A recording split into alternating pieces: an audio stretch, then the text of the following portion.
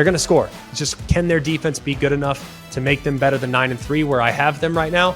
I have my doubts. I think the schedule is very difficult, and I love the Pac-12 this year. There's going to be carnage from top to bottom.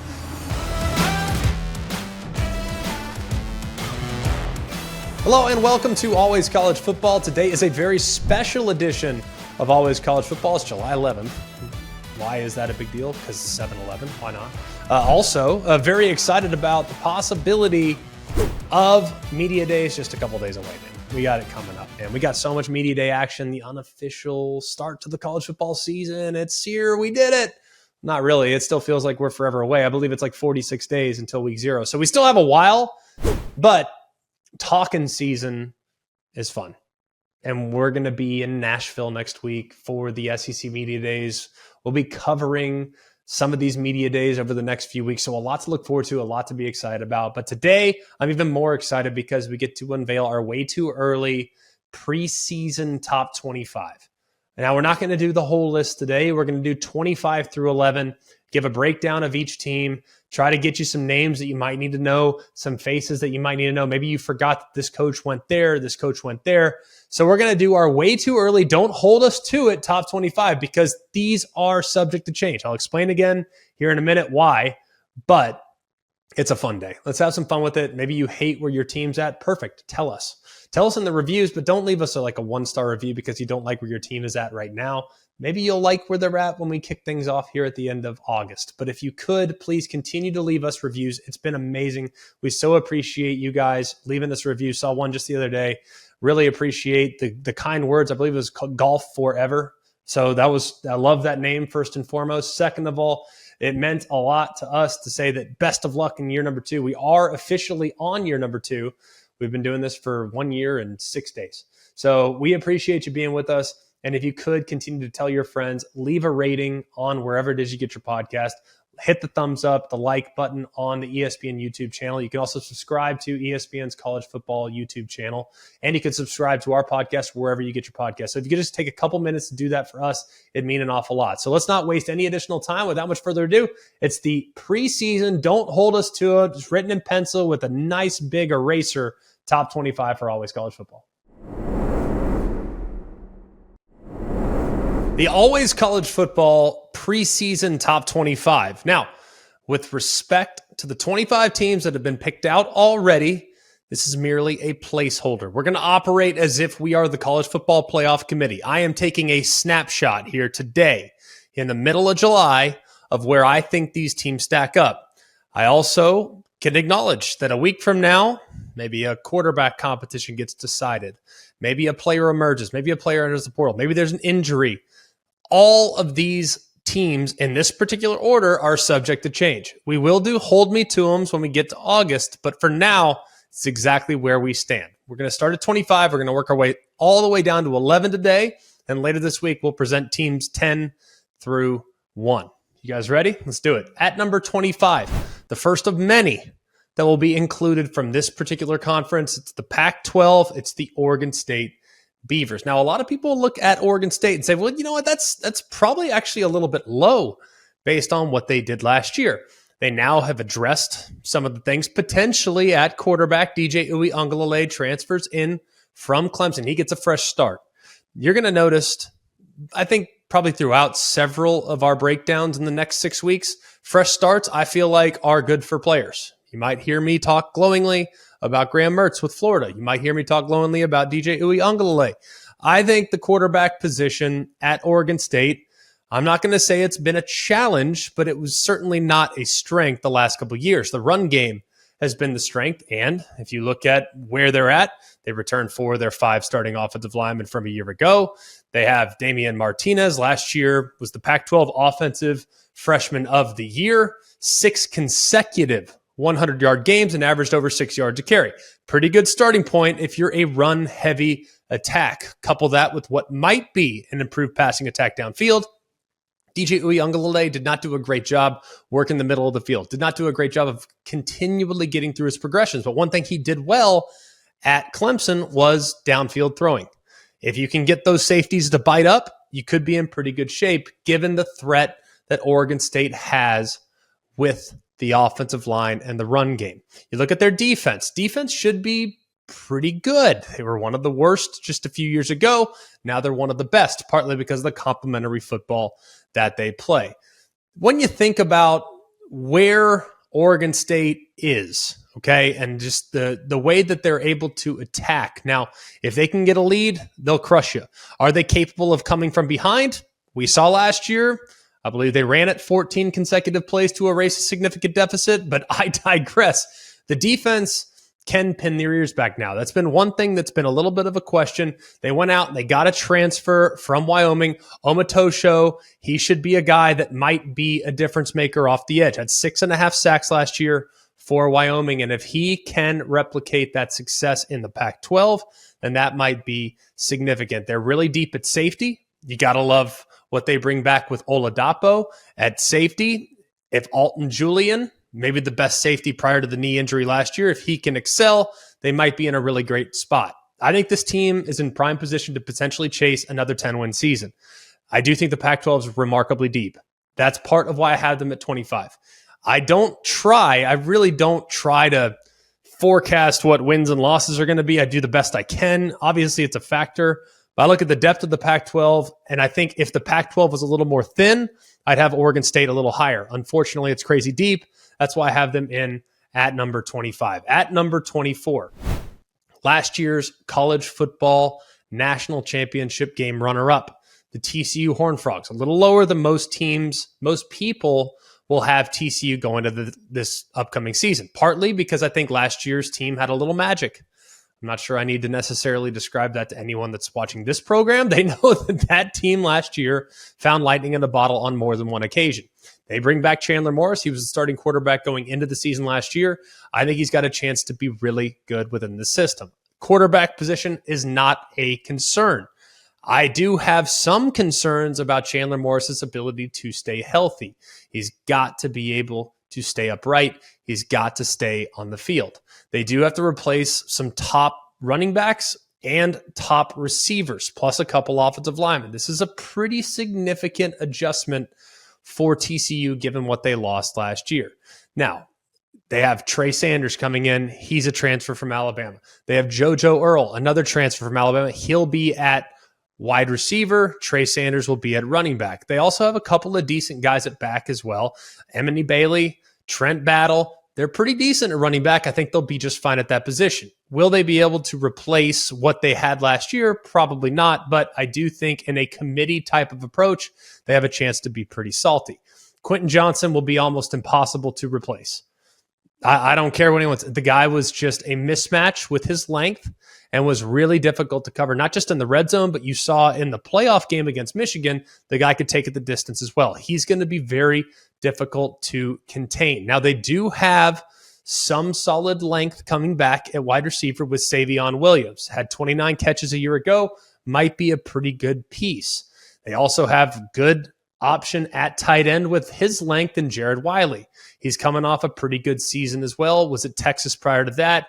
And then they get the Oklahoma State transfer, J.P. Richardson, who should be pretty solid in the slot to go along with JoJo Earl. So offensively, they should be pretty good. And the defense, looking at last year, they were 95th nationally in total defense. They also lost some key pieces in the secondary. They have some young players that they're excited about. They have, obviously, to replace two excellent corners. And in that league, given that it's probably going to be a league that does feature the wide receiver spot and the passing game, they're going to need to make sure they continue to take a step. Here's my problem with TCU. I think everyone's got them circled this year. They caught people by surprise last year. They won't do so in 2023. They're going to get every team's best shot given the success they had last season. And I think some of those close games that bounced their way last year might overcorrect this year. I'm thinking 8-4 this year for the Horned Frogs, which would have them there in the low 20s at 24. At number 23, expecting a bounce back season for the Oklahoma Sooners. I know that this feels like it's not a significant leap, but like TCU, I think Oklahoma is a 9-3, 8-4 football team in this vicinity, which would have you in the low 20s. I love their quarterback. We've talked about Dylan Gabriel in the past. I think he's amazing. If he can stay healthy, they'll be in great shape. The thing is, if he gets hurt, they now have a capable backup in Jackson Arnold, who's a true freshman, might be able to step right in the event in which Dylan Gabriel isn't available all 12 weeks of the regular season. I think they have a worthwhile successor waiting in the wings. They're very excited about him. I am as well. They have some really solid weapons at wide receiver. You got Jaleel Farouk, who's back. You also have the Michigan transfer, Andrell Anthony. I think he's got a chance to have a really nice piece and a really nice featured role within this offense as well. And the offensive line will likely be a strength heading in to year number 2 for Brent Venables. But the big question is, how much better will the defense get? Last year, 99th nationally in allowing 30 points per game. They finished 122nd basically in the country overall defensively. Not ideal.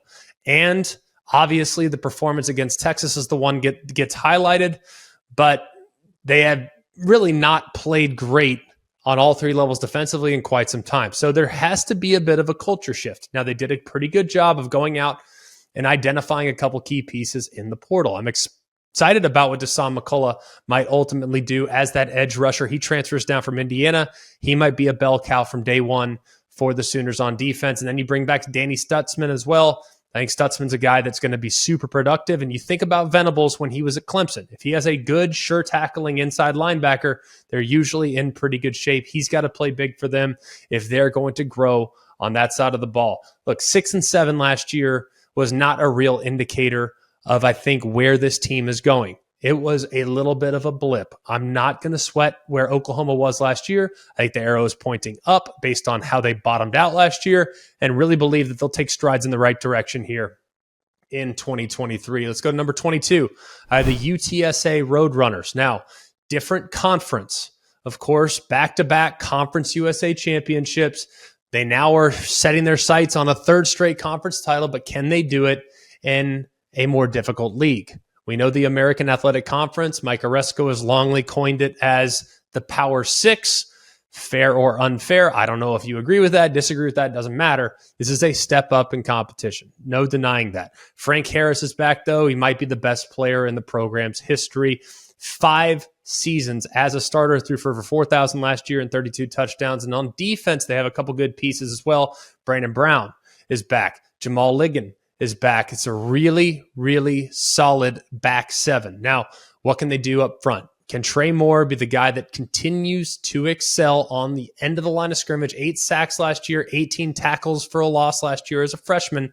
He's back. Can he take a step up? Because he's going to have to against increased level of competition. I think UTSA right now, according to my rankings, the top team in the group of 5. Even though it's a different league, I think they bring back enough to be able to compete against the best teams at that level of football. Let's go to 21, another Big 12 team. As you can see, the Big 12, I'm expecting carnage, and I think that it is adequately reflected in my top 25. At 21, I have the Texas Tech Red Raiders. Offensively, don't have a ton of concerns. Okay, I think they're going to have a big leap this year. Now, Zach Kitley, the offensive coordinator, everyone that knows the sport like the back of their hand have long praised what this guy does on the offensive side. Now, they have a pretty good thing to build on with what they did last year. Finished 2nd in the Big 12 offensively, 461 yards a game. They also finished 4th in scoring, averaged nearly 5 touchdowns a game at 34.2 points per game, which is rock solid. Now, the offensive line should be a little bit better. They bring in a solid transfer player and Rusty Stats from Western Kentucky, but it's really going to come down to whether or not they can stay on the field. They're going to go for it a lot on 4th down. They're going to roll the dice an awful lot. This is a momentum team, and if they get going in the beginning of the season, remember they have some big non-conference games early, they might find themselves in a great position come October and potentially November to continue to move forward. Obviously, Joey McGuire is doing all the right things. People are fired up about what they've accomplished already. Now, defensively, we all know what they had last year at the end of the line of scrimmage and Tyree Wilson. The guy was off the charts good. Will they be able to replace his productivity? I'm not sure I'm anticipating that, but you do bring back some veteran guys in Jalen Hutchings and Tony Bradford, who combined for 82 tackles and 7 sacks last year. So these are guys that have played at a high level already within the Big 12. They also, I think, are going to be pretty dang salty offensively. So this doesn't have to be a defense that's pitching shutouts. They have to be bend, don't break. And when you get in the red zone, hey, force them to a field goal and you're off and running. I don't think I've been as confident about Texas Tech in quite some time. I feel very good about what they have at quarterback and Tyler Shuck. I feel very good about their personnel offensively. I think they have a lot of athleticism on that side of the ball. I also think defensively, while they do lose a complete impact, game-breaking difference maker along the defensive line, I think they bring back enough veteran leadership to be able to keep them afloat in a league that will be about scoring points. You're going to face some great offenses.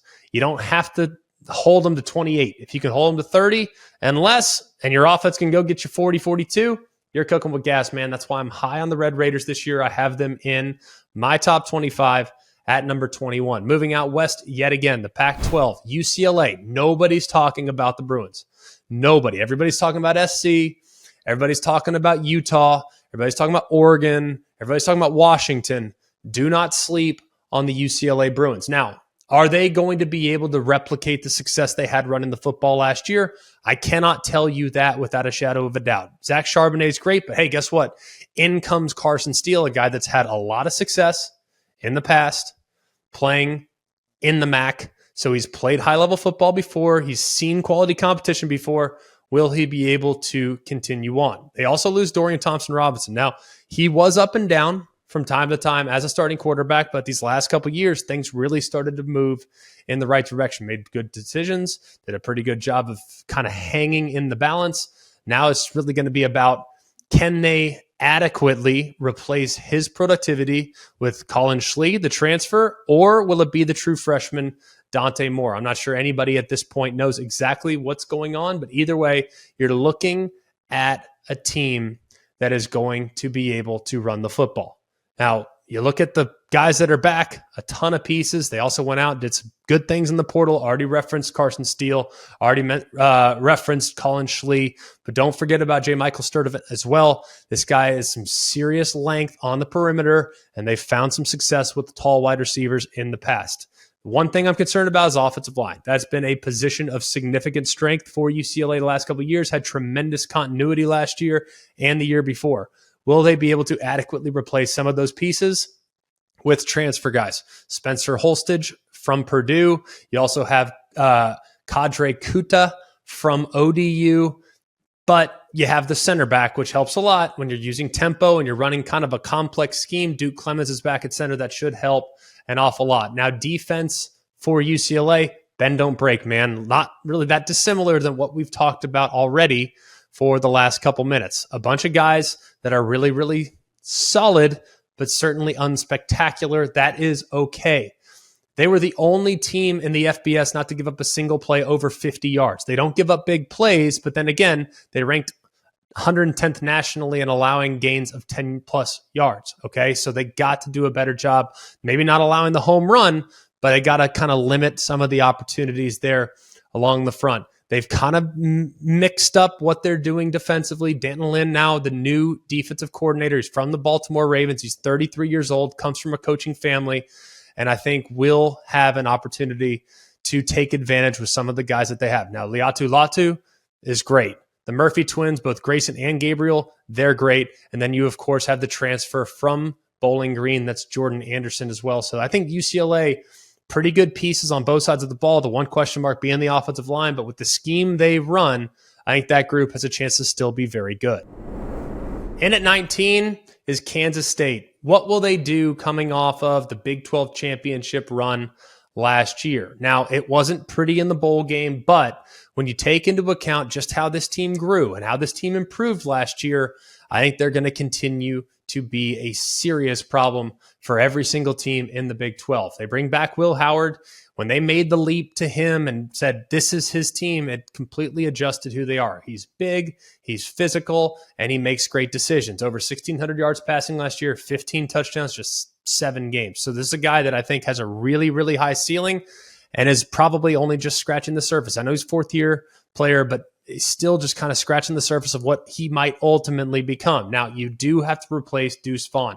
Nearly 2,000 yards from scrimmage last year will be almost impossible to probably get that done. But can they do it with a committee type of approach? DJ Giddens, what will he do now with increased playing time? You have the Florida State transfer Treshaun Ward, who I really like, by the way. I think he kind of got lost in the shuffle. We all know what happened with Florida State and Trey Benson's emergence and Lawrence Toafili's emergence. Treshaun Ward kind of got pushed to the side, but it wasn't because he wasn't effective. I think he's a very effective player and just now gets an opportunity, I think, to continue to grow and maybe get a few more carries as a result. I think the offensive line should be pretty dang good considering the fact that everybody's back. That was a strength last year. I'd be surprised if it wasn't a strength again. I think they do have some impact players at wide receiver potentially. Maybe Keegan Johnson, the transfer from Iowa, is a guy to keep in mind. RJ Garcia appears prepared to increase his level of productivity as well. And then on the defensive side, you have Daniel Green decide to come back. This is significant. My goodness. I mean, this is a guy. Now, they lost some good pieces up front along the defensive line. Some really good pieces, and those guys will not be easy to replace. But when you have a guy like Daniel Green, you're in a great position to be success. The linebacker core as a whole should be rock solid. I already mentioned Green, but don't forget about Austin Moore. Had a career high 87 tackles last year and might be in a great position to actually increase what he might be able to do. So they have good pieces up front, maybe not quite the game changers that they had a year ago, but Khalid Duke, Nate Matlock, these are guys that have played before and might continue to play at a pretty dang high level. They do lose a lot of pieces in the secondary, and you know in the Big 12, if you've lost a bunch of pieces up front, you can probably get away with it, but losing a bunch of pieces in the secondary, not ideal. So they're going to have to address that concern, but the sky's the limit, I think, for Kansas State. Do I think playoff is within reach? No, I'm not going to go that far, but I do think culturally there are a few teams that know how to set the tone from a physical standpoint. They are one of them. And I believe that Chris Kleiman's group will continue to be scrappy and continue to play really good football. Very optimistic about what they're going to do this year. They come in at number 19. And a little bit of a surprise, my number 18 team is a team that was way up in the top 10, way up in the top 5, sniffed a playoff spot a year ago. I think they might come back to earth just a little bit. Not to the extent in which they're going to fall off the face of the earth, but I do believe the Tennessee Volunteers are poised for maybe just a little bit of a correction based on what they did last season. Now, I love Joe Milton's arm talent. I think he played great in the bowl game. I think he played great against Vanderbilt. I'm cautiously optimistic that he'll play great all season long this year. But there are questions for me. You lose the Bolitnikoff award-winning wide receiver. You also lose another big body wide receiver. I know he wasn't always available last year, but either way, this was a crazy good wide receiver core and an offensive line too that I think was really underappreciated. Now they lose their top 2 offensive linemen. Another situation that I don't think is necessarily going to be super easy to replace. I do think, though, they have some good pieces offensively. Brew McCoy, I think he's got All-American potential. I really believe that. I've believed that from the day he walked on campus, wherever he started out. Was it Texas? Was it SC? Wherever he started out, you've believed basically that Brew McCoy's got all-world potential. Had 667 yards last year. He's probably going to be that big body weapon that's going to get a lot of looks in the red zone. You bring back Squirrel White, who I think is really solid as well, great speed. And then you have some really solid running backs in Jabari Small and Jalen Wright, Dylan Sampson. That's a trio of very solid pieces. Now, will any of those 3 accelerate to the top of the SEC? I don't know. I don't know if it's necessarily going to be set up for them to do so, but this will be a group that has some firepower. But they talk about, hey, we can replace the speed of Jalen Hyatt. I don't know if you can. I have questions about that. And then on the defensive side, there were notable improvements from 21 to 22. I think they got a chance to be pretty dang good on the defensive side. Aaron Beasley, really great bowl game. Think he's got a chance to be an all SEC type of player this year. Danico Slaughter out on the perimeter. He's got a chance, I think, to be pretty solid as well. You bring in that linebacker, Keenan Peely, who has 190 career tackles, bring in great veteran presence there. Assuming he's up to speed with where they're at, they might give up a little in athleticism based on what they had last year. But last year, let's be honest, the middle linebacker caused as many headaches as he made great plays. On the other side, too, Judy Lally from BYU as well.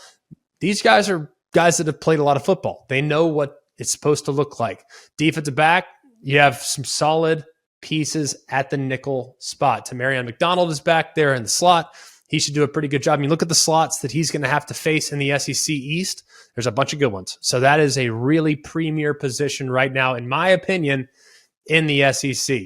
Good pass rushers up front. Tyler Barron's back. Roman Harrison's back. Amari Thomas is back. A lot of guys that I think have a chance to be legitimate all SEC types of players. I think the team's going to be around 9-3 this year. Georgia's going to be tough naturally. Bama's going to be tough naturally. There will be a few other games on the schedule that will be very difficult for the Vols, but either way, I think 9-3 following up and further justifying how good last year's season was is one heck of a start. I have them at number 18 right now. At number 17, the Oregon Ducks. Now, Bo Nix was a completely different player in 2022 than he was in 2021 and prior to that. Clearly had a great feel for what they wanted to be offensively. Of course, he loses his offensive coordinator, but I'm not going to sweat it.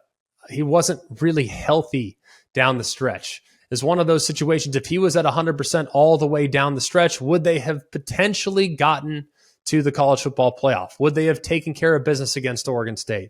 Would they have taken care of business against Washington Huskies, who they had a lead against in the final 3 minutes of the game?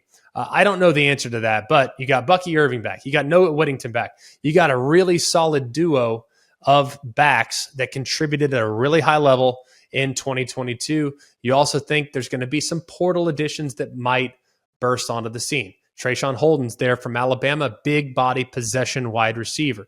Tez Johnson comes up from Troy, a guy that did a lot of really nice things for the Trojans last year en route to what was a terrific season for Troy. And then along the offensive line, one of the biggest transfer portal additions in the entire country is a Johnny Cornelius. He transfers from Uri, Rhode Island. He's a really, really big body, athletic, physical talent along the offensive line. So that could be a position that is in great shape. Now, we all know what happened in the first week of the season last year for Oregon's defense. But other than that, man, there were some pretty good things that were done in the final 11 games. It wasn't perfect, of course. It wasn't ideal, but they added key pieces in the portal. You go out and get Justin Jacobs. You go out and get Connor Scholl. You go out and get Kyrie Jackson from Alabama. These are guys that can immediately change the front seven defensively. And Kyrie, with his length at corner, he might be a legitimate difference maker. You go get Jordan Birch, who's going to come off the edge there for the defensive line. I think that this defense is pretty dang solid. The problem is it's a bunch of transfers. So it's not that they can't play at a high level, but man, when you throw all these different pieces from all these other places, Evan Williams from Fresno State, Tysheem Johnson from Ole Miss. I mean, these guys are coming from all over the place. None of them ever played together. What's the continuity like? Is there going to be continuity? Those are questions. But either way, talking about a team that won 10 games in the Holiday Bowl last year. Pretty good start in year number one for Dan Lanning. Now, week one, take that away. Think about how good the season really was if you take out the game against Georgia. And ultimately, Georgia went on to win the national championship and smoked a lot of people in the process. So I don't think there's any shame in losing badly to Georgia in week one. What I was more impressed with was how they played down the stretch. And if you don't have a couple get away down there, down to the end of the season, you might have been in prime position to do some special things in year number one. Oregon takes a slight step this year, not quite where they want to be just yet, but I have them in at number 17. At number 16, a team that I'm really bullish on, a team that I think has a crazy high ceiling, that's the Texas A&M Aggies. Now, everyone's going to look and say, well, what about last year? I mean, they went 5-7, first losing season for the Aggies since 2009. Didn't score very well, only 22.8 points a game, 101st in the country. Lost 5 games by 6 points or fewer. I understand all these different statistics that would lead you to think that last year's A&M team was terrible. There were definitely some forgettable moments. There were also some things that you take away from A&M last year and say, man, how many teams in the country were as young as A&M, that went through as much adversity as A&M, that had position players that were expected to be game changers that ultimately didn't do a whole lot, or they got banged up, or they got injured. When Devon Achane was available, they were a different team. So when you take all that into account, Connor Wigman, he wasn't expected to be the starter last year. He was at the end of the season, looked pretty dang good in the process. Played only 5 games, but you look at what they had, things were pretty good when he was under center. Anaya Smith will return from an injury, one of the more versatile weapons in the SEC. You bring back Evan Stewart and Moose Muhammad. That could make up one of the best receiving corps in the Southeastern Conference. Behind LSU, it's kind of tough to kind of sort them all out, but A&M certainly in the mix with some of the weapons that they've added. There's a little bit of uncertainty at running back. I already referenced Devon A. Chain. Who's going to be the guy that can ultimately replace him? Will it be the 5-star Reuben Owens? Will it be Amari Daniels? Will it be Le'Veon Moss? These are all questions that need to be figured out. But either way, they have some talent in the backfield. It's just a little bit less experienced than you would like. You look at the front. Layden Robinson last year was supposed to be an all-SEC player at guard, maybe an all-American contender at guard. Didn't play very well. The tackles didn't play very well. They have to be better up front offensively. Reuben Fatherly at tackle didn't have a great year. That group needs to come together, and they better play at a high level, because if you're going to compete for SEC championships, and that's ultimately Jimbo Fisher's job, that's ultimately Jimbo Fisher's goal, that group has to be a position of strength. They were a liability most of the year in 2022. You bring in Bobby Petrino, he's going to help alleviate some of those things by being a little more creative offensively. And I think the match, even though it feels like oil and water, I actually think it's going to work out quite well. It's going to be a system of checks and balances between Bobby Petrino and Jimbo Fisher. And I do believe Jimbo Fisher is wanting to hand everything to Bobby Petrino, and he can operate as the CEO, not just throughout the week, but also on game day as well. When you think about what DJ Durkin has back on defense, they have a possible game-changing front. McKinley Jackson, Fadil Diggs, guys that missed a bunch of time last year, Walter Nolan, Shamar Turner, Shamar Stewart. These are guys that might be game changers. Might be. I think Walter Nolan's got a real chance to take a huge step here in 2023, but you look at the pass defense last year, there were a lot of things that were pretty dang good. Damani Richardson back at safety. You bring back Jordan Gilbert in the back end as well, who I think had a pretty dang good season under the circumstances last year. Then you got Tyreek Chappell. Then you have Tony Grimes. That's a transfer from North Carolina.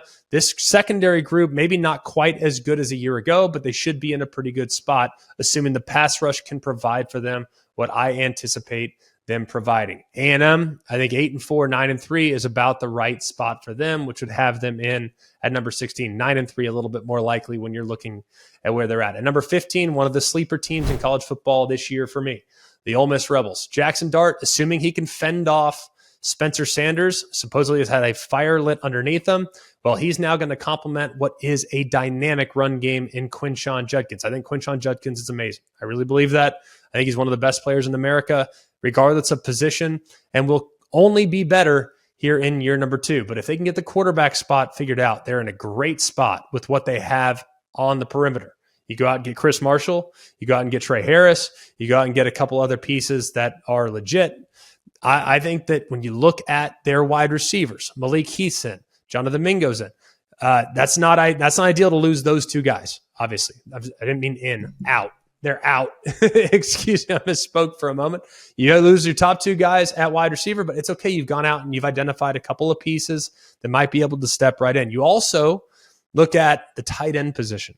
Now, a lot of people aren't going to sit there and say, well, it's Lane Kiffin. I mean, how much is he going to rely on the tight end? I don't anticipate that being a huge focal point of his offense. It hasn't been in the past. The 2 tight ends he has coming in are legit and might ultimately be big-time difference makers for the Rebels this year. Defensively is where you have some questions because it got off to a really good start last year. I mean, things looked pretty dang solid, but it kind of went a little sideways as the season went along. Gave up 35 points per game in the final 7 games. Most evident against Arkansas, in which they got run through like a hot knife through butter, man. Not ideal in that performance defensively at all. Now, they do have some talent. They have some good defensive ends to rely on in Jared Ivey and Cedric Johnson. You also have J.J. Pegues, who's been there a while. Hopefully he can take the next step. But I love the transfers that they brought in. They brought in some really good pieces along the defensive front. And I think the back end will be benefited from what they're going to be doing structurally. I don't know if they're going to necessarily be a lockdown group, but if this offense could be as good as I anticipate, they have a chance to be very dangerous for every single team they play. They're in at number 15. At number 14, another sleeper team for me. This might be way too high. I'm rolling the dice with this one. I acknowledge it. I hope you'll at least show me a little grace if this thing goes off the rails, because it certainly could. I'm taking the Wisconsin Badgers at number 14. Now, Phil Longo, the new offensive coordinator, completely altering the identity of what Wisconsin's been in the past. Now, when you bring the air raid or some variation of the air raid to Madison, Wisconsin, you're going to raise some eyebrows, because when that hire was first made, I'd be lying if I told you, man, I saw that coming. I didn't at all. But I know that Phil Longo, whether it be at Ole Miss, whether it be at North Carolina, whether it be at his prior stop at Sam Houston State, this guy knows how to score points, and he knows how to put a lot of strain on the opposing defense. He will likely do that now in Madison. I love their quarterback. I think their quarterback's the real deal. Now, people will look and focus on Tanner Mordecai's performance in the spring game. It wasn't great. It was far from ideal. This is a very expensive offense to learn. When I say that, it means it costs a lot of reps, a lot of play equity to get super comfortable running this offense. The good news is, guess what? In the summertime, there are no limitations about how often the quarterbacks and the wide receivers can go out there and throw routes on air. You can do so voluntarily all day long if you so choose. And knowing this is Tanner Mordecai's opportunity to play again in the Power 5. Remember, he started Oklahoma, went to SMU, now is up in the Big Ten at Wisconsin. I think they will take advantage of every single rep. And we know that this run game is still going to be really good. Don't think that Phil Longo is going to abandon the run. He's not. He wants to create balance, and he wants to create strain by forcing you to take away one or the other, pass or run. If you choose to take away the pass, guess what? We're going to gash it with Braylon Allen and Chance Malusi. I think they're going to be really solid at running back and should be pretty solid along the offensive line. Will they be as good as they've been in the past along the offensive line? Probably not. But when you think about what they bring back on the defensive side, I think the defense in the front seven has a chance to be legit. Now, Mike Tressel comes in, going to be blending his scheme with what Jim Leonard did over the last couple of years. That 3-3-5 defense that they employed at Cincinnati is one that should be able to transition. You bring back Najee Meta as the leading tackler at 95 tackles, might feature him kind of in the middle, off the ball, might feature him as a pass rusher. You can move him around and play with him because he's that kind of a player. They also think about how he was able to win in the pass rush last year. Maybe with more opportunities, he's only going to continue to become a much better player. Hunter Wohler missed a bunch of time due to the leg injury last year, but hopefully he can come back and be that hybrid linebacker safety guy that can kind of play both and create some confusion for the opposing offense. Traditionally, though, when has Wisconsin ever been bad on defense? They're not going to be bad this year. I think they'll be really good this year. And I think this team, if they can continue to score a bunch of points, they should be in great shape. And I think they're going to score a bunch of points. And at number 13, the Notre Dame Fighting Irish. Now, I don't think there's been a time look, I know that there's been good quarterbacks at Notre Dame in the last several years. They've had a lot of really good ones. But we're talking about Sam Hartman, a guy that statistically speaking is one of the best in the history of college football. Now, don't ask me. We're talking about guys that rank in the top 10 in touchdowns and yards and all this stuff. Like, he's up there. So statistically speaking, he's one of the best quarterbacks we've seen play the game. All right. What will he do now with the Golden Dome? And I think this group has a really good piece. Look, we know they're not going to completely get away from who they are. Audric Estime is a power back. He's going to get downhill. They're going to be physical along the line of scrimmage. They got one of the best left tackles in America. I think they're going to still pound the football. The big question, wideouts. I think that's the biggest question. Well, are any of the guys going to emerge and become a legitimate go-to dude? Is it going to be Jaden Thomas? Is it going to be Deion Colsey? Is it going to be Tobias Merriweather? You look at those guys, you kind of think about, are they going to be able to take that step? Those are the big questions for me. Can they find a dependable go-to wide receiver? Because they're not going to have that tight end at the end of the line of scrimmage to get them out of trouble like they've had the last couple of years. Still going to be good at that position. Let's not get it twisted. Notre Dame has always got a good tight end.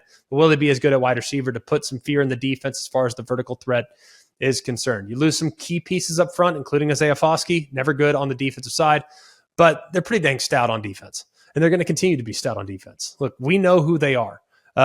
J.D. Bertrand's back. Jack Kaiser's back. Rock solid. You got Lee Fow. Jalen Sneed. I mean, these are veteran guys that have played a decent amount of football. And then you look about their defensive tackles. Howard Cross, not the biggest guy in the world, but disruptive. Riley Mills, Gabriel Rubio. These guys are a pretty dang solid group. Now, are they going to be take over the game difference makers the way Foskey could be when he was given maximum effort every single snap? I don't know. But I do know that the sum will be greater than each individual part potentially. And then in the back end, I think Benjamin Morrison's got a chance to have All-American caliber season. He's that good. And remember, that was just as a young player last year. Had 6 interceptions, including 3 against Boston College and 2 against Clemson. So that tells you all you need to know. This guy could take the next step. Plus Cam Hart's in there as well. The secondary should be rock solid. So very bullish on Notre Dame, especially the play of their quarterback position. Last 2 before we shut it down for today. At number 12, Notre Dame's bitter rival, the USC Trojans. It's a lot lower than a lot of people have them. I think last year was pretty dang remarkable. Caleb Williams, if he's as good as he was last year, this is going to be way too low. Way too low. But I still have questions about what they have on the defensive side of the football. And what are the odds? What are the odds this year they're going to continue to turn people over the way they did last year? Remember, they were plus 22 when it comes to turnover margin last year. They took the ball away from the opposing offense 29 times. All right. They were really just not very good, though, when it came to getting stops. Now, if you can guarantee me that you're going to still turn people over at that high rate, at that type of clip, then yeah, I'll be a lot more bullish on you. But I don't know if that is sustainable. Maybe it is. Maybe it isn't. We're going to find out really quickly. As far as their personnel is concerned, they go and get Bear Alexander. That was a massive get. He had a great national championship game for Georgia. He's going to be that guy, that difference maker in the middle of the defense. They have some other decent building blocks. You have a great safety in Kalen Bullock. You have a couple other good pieces in Eric Gentry, who has great length there at the linebacker spot. And I also am trying to figure out how they're going to fix the void of Tuli Pelotu. Like, that guy did a lot for him, had 13 and a half sacks, and he is going to be a difficult guy to replace. Now, they brought in a bunch of guys from the portal, but none are going to be a guaranteed difference maker the way they were. Offensively, they're going to be fine on offense. Let's be real. Like, they're going to score a lot of points. They're going to be totally fine. So I'm not worried about that. We don't need to spend a lot of time talking about what SC might do on that side of the ball. All right, you got 5 stars all over the place, and you got the best quarterback in the country. They're going to score. It's just, can their defense be good enough to make them better than 9-3, where I have them right now? I have my doubts. I think the schedule is very difficult, and I love the Pac-12 this year. There's going to be carnage from top to bottom. You'll hear more on that again in a minute. And the final team that we'll do today, at number 11, I have the Penn State Nittany Lions. Now, I love their tandem at running back. Absolutely love what Nicholas Singleton and Katron Allen can provide at running back. I think that these guys, when given the open space, they're out. They're out the door. Can they create their own shot and do some of the things that I'd like to see them advance on? That's something that I'm still trying to quite figure out. But man, you give them this much room, they're out the gate. And I think that has a chance to only continue this year if the offensive line can take a significant step. Now, it's a veteran group. All right. Veteran group. You potentially have an NFL tackle in Fashanu. You have a couple other good pieces as well. I also have legitimate questions. I think they'll be able to run the football, but I do have legitimate questions at the quarterback spot. Everyone tells me how great Drew Aller's going to be. I hope he is. I really believe that. I really want him to be. I hope he's great. Not crazy athletic. I look last year at how many times the quarterback position had to move around and just buy a little extra time. That happened quite a bit. Will Drew Aller be able to do that the same way that Sean Clifford was able to do that last year? Now, Sean Clifford would make some boneheaded mistakes. There's no denying that. But he was, I think, notoriously underrated. I really think he was a really underrated player, not a crazy superstar, but rock solid in his own right. And if they can figure out a way to keep Drew Aller upright, he's got more arm potential. He's got more arm talent, but it takes a little bit more to play the quarterback position at a crazy high level. And if he's not able to get the time necessary, then he might not be able to take it to the next step. But I love the offensive line's veteran presence, and I think they have a chance to take a step collectively as a group. Manny Diaz's defense, I thought they played terrific last year most of the time. They really did. You know he's going to come after you. You know he's going to heat you up. You know he's going to make life difficult on the opposing quarterback. And you look at what they bring back. Abdul Carter. I think he's got a chance to be a complete game changer. Really believe that. Think about what he was able to do last year. 6.5 sacks, 10.5 tackles for loss. You have Curtis Jacobs as well, who decided to return after I think there was a moment where he was strongly considering going to the NFL. I do wonder a little bit about whether or not the secondary is going to be as good. I think last year's secondary was excellent. We all know where guys got drafted. I think Jair was amazing. We all know what they had at the perimeter. But either way, man, Kalen King is a headliner. I mean, this guy's a difference maker. So he's a guy that you need to keep an eye on. And Johnny Dixon will be in there as well. You got some great defensive ends in Isaac and Chop Robinson. So I think that all three levels of the defense for Penn State has a chance to be legit. And when you're sitting at number 11, we're talking 9-3, 10-2. That to me feels about right, because to me, the gap between Penn State, Michigan, and Ohio State is still there. Doesn't mean they can't close it. Doesn't mean they can't pull off an upset, but the gap still exists right now. That's why Penn State comes in on my top 25 at number 11. We all know about the speed of sound, but have you ever thought about the sounds of speeding? If you drive over the speed limit, there are lots of different sounds that you might hear. Drive too fast and you can hear the sound of your vehicle crashing, the sound of ambulances and first responders desperately trying to free you from the wreckage. You could hear the beeps of a heart monitor. You could hear doctors and nurses in an emergency room as you're being treated for your injuries. You could hear the sound of a worried family member in a hospital waiting room, hoping that you're okay. You could even hear the sound of people crying at a funeral. Because if you drive over the speed limit, whether by a lot or by a little, you can do damage that's beyond repair. You could seriously injure yourself, or worse, you could hurt and even kill someone else. When you speed, you put everyone on the road in danger. One way or another, speed catches up with you. Paid for by NHTSA. All right, awesome being able to break down some of these teams. Y'all, we're so close. We are so close. Are y'all as excited as we are? Because I am like over the moon excited for this upcoming season. I think there's a ton of question marks. I think there's a ton of teams that I just listed off today. I mean, we just did 11 through 25. And if any of those 15 teams that we listed off today, if any of them made a run towards a college football playoff, I can't say I'd be that surprised. Like now with the portal and new additions and guys coming and going, you never know what teams might do. I mean, look at TCU. Just a year removed from firing their coach, in comes Sonny Dykes, waves the magic wand, boom, college football playoff national championship game. You never know. In today's day and age, you can go from worst to first or first to worst pretty dang quick. That is for sure. We will break down later in the week teams 1 through 10. And I'm sure there will be no disagreements whatsoever. We appreciate you so much taking the time over the last couple of weeks to leave us a rating, leave us a review. It helps the show out an awful lot. We can't tell you how much we appreciate it. If you can continue that, it'd mean a lot to us here at Always College Football. For all of us here at Always College Football, for Jack, Jake, Mark, I'm Greg. We hope you have a wonderful day. And remember, it's always college football. Hey guys, it's Greg McElroy. Thanks for watching Always College Football. Make sure you like, rate, and subscribe to ESPN's YouTube channel and wherever you listen to your podcasts.